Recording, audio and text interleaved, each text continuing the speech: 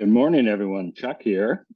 What we want to capture this morning is continue our conversations in the area of strategy and specifically looking at international strategies and global strategies and what are the types or categories that are out there, as well as so what, why are they important to us? So let's look at the strategies first, and then we'll go ahead and talk a little bit about the so what here. So let me share my screen.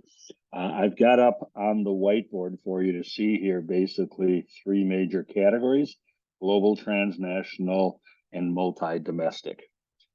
When we look at global, what we think of is in terms of this. We think global and we act global.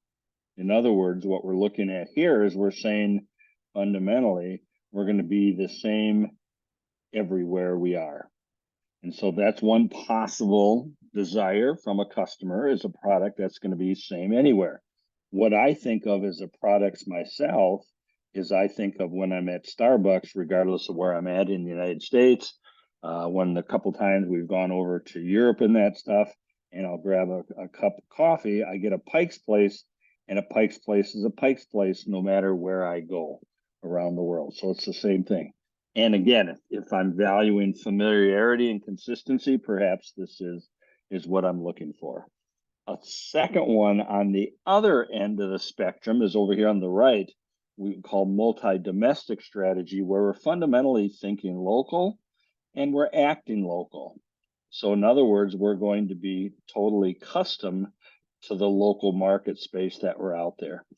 What I think of for a product here are things like sauces. Here often salsa is very custom from different parts around the world. So they're very unique to the local market, whether I'm here in Minnesota, somewhere else in the country, or if I find different sauces or salsa type sauces around the world. Local farmer markets, local produce that they grow is definitely think local and act local at the same time. Excuse me. In between transnational, we're talking about thinking global, but acting local. So a product here that's often cited is Coca-Cola, because while we think it might be the same, where when you go to different parts of the world, the ingredients and the composition of the Coke will differ in sugar content, type of sugar used, etc. So it's a product that's a little bit different around the world, tailored towards the local taste. Another one also has been McDonald's in their coffees, started out in different places around the world, and they were custom tailored to the environment, as well as some of the chicken sandwiches that they produced, different, whether it was white meat, dark meat, or different types of meat within those categories.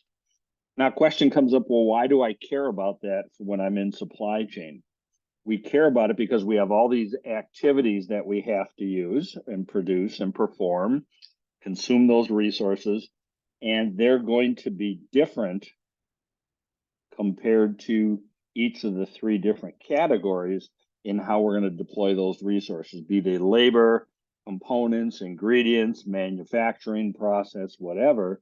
So for us to tailor the supply chain correctly, we need to know what those characteristics are that are important within each of the three categories, and not only important, but unique, and then build our supply chain, whether it's through shared services or custom to that strategy, that supports that strategy successfully.